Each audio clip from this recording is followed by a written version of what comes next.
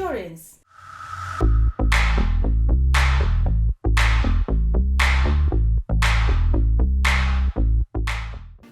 पहली सुर्खी में बात संसद की। लोकसभा में सुर्खी बनाई जम्मू कश्मीर के बारामूला से सांसद इंजीनियर राशिद ने।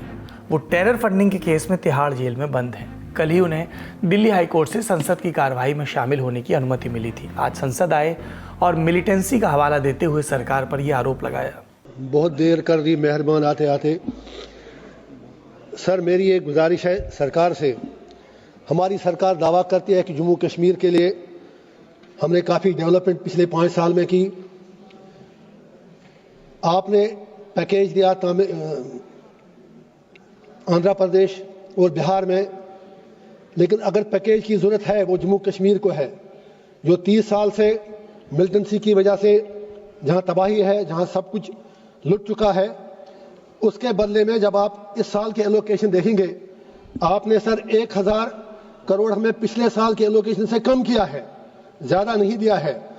हमारे सीएम साहब शायद थोड़ा शर्माते हैं कहने से, उन्हें क्या इश्यूज़ हैं वो हमें नहीं पता, लेकिन हमारी गुजारिश है कि जम्मू कश्मीर को अपना पूरा शेयर दिया जाए। और अक्सर औकात इस हाउस में कहा जाता है, बाहर भी कहा जाता है, डबल इंजन सरकार।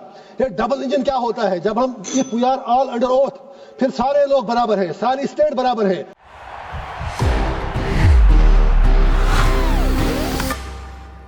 That's the power of the statute.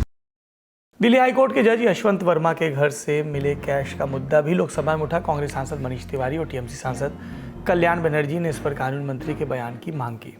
The Chief Justice of India has appointed an in-house inquiry. I think we should respect the process. We should wait for that report. But in the meanwhile, the law minister should come to this house, and the law minister must relate the chronology of events as they have transpired. इस दौरान आपदा प्रबंधन विधेयक पर भी बहस हुई। इसे कल ही गृह मंत्री अमित शाह ने राज्यसभा में रखा था। आज लोकसभा की बारी थी। इसका विस्तार जानना हो तो आप हमारा पार्लियामेंट्री अफेयर्स का बुलेटिन संसद में आज जरूर देखिए। हम आपको सुनाते तृणमूल सांसद सौगत राय का बयान, जिसे सुनकर गृह मंत्री भी अपनी हंसी नहीं रोक पाए और फिर जवाब भी दिया। अपने वक्तव्य में उन्होंने पश्चिम बंगाल की तृणमूल सरकार पर भी निशाना साधा। मेरे ख्याल में अमित शाह जी का पर्सनालिटी भी ऐसा है, थोड़ा कड़ा है। किसी को जरूरत पड़ेगा तो ठोक देंगे, तो वो बड़ा स्टीफ कानून बनाए। जो लोग कहते हैं कि रोकना चाहते हैं, हम रोकना इसी को चाहते हैं जिनके उद्देश्य ठीक नहीं है। ये कहते हैं कौन तय करेगा? तो जो सरकार होगी ये तय करेगा। हमारी सरकार है तो हम तय करेंगे। कौन तय करेगा का क्या मतलब? भारत सरकार तय करेगी। कौन कर सकता है? कोई विदेश की सरकार करेगी? क्या विचार है? कौन तय करेगा? भारत सरकार तय करेगी, क्योंकि हम भारत सरकार में है तो हम तय करेंगे। ये सवाल हमें करते हैं, अभी भी किया कि रोहिंग्या दिल्ली तक आ गए, आपके नाक के नीचे आया। मान्यवर, ये बांग्लादेशी घुसपैठिए हो या रोहिंग्याज हो जो घुस कर आते हैं, पहले असम से भी आते थे जब कांग्रेस की सरकार, अब बंगाल से आते हैं टीएमसी की सरकार, घुस कर आते हैं। इनको आधार कार्ड दादा कौन देता है? नागरिक कहां के बने हैं?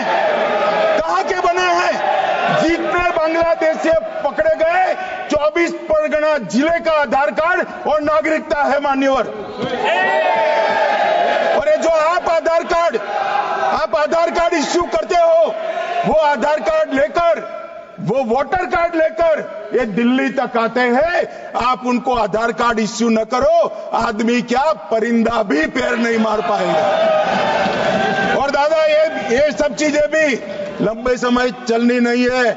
26 में चुनाव है, बंगाल में कमल खिलेगा और पूरा बंद होगा। मान्यवर, विदेश यात्रा का आनंद अब परेशानी मुक्त। अपनाइए न्यू इंडिया की overseas travel ease policy. New India Assurance Bharat की प्रमुख मल्टीनेशनल जनरल इंश्योरेंस कंपनी, अब व्हाट्सएप पर भी उपलब्ध। लोकसभा के बाद अब बात राज्यसभा की। रोज की तरह आज भी कार्रवाई सुबह 11 बजे शुरू हुई। सभापति जगदीप धनखड़ की ओर से गृह मंत्री अमित शाह के खिलाफ आए विशेषाधिकार हनन नोटिस के बारे में सदन को बताया गया। साथ ही ये भी कहा गया कि वो इसे खारिज करते हैं। इसके पीछे सभापति ने ये वजहें गिनाई। I have carefully gone through it. I find there has been no transgression. There has been absolute adherence to truth which is vindicated by a document that is available to the honorable members. And that being the situation, I cannot persuade myself to accord any acceptance to this notice. दरअसल गृह मंत्री के खिलाफ आया विशेषाधिकार हनन notice Congress सांसद जयराम रमेश ने दिया था। वजह 26 मार्च को राज्यसभा में आपदा प्रबंधन संशोधन विधेयक पर चर्चा का जवाब देते हुए गृह मंत्री अमित शाह ने सोनिया गांधी पर टिप्पणी की थी। प्रधानमंत्री राहत, राष्ट्रीय राहत कोष कांग्रेस के शासन में बना और पीएम केयर्स नरेंद्र मोदी जी के शासन में बना, एनडीए के शासन में बना। कांग्रेस के शासन में एक परिवार का ही नियंत्रण होता था।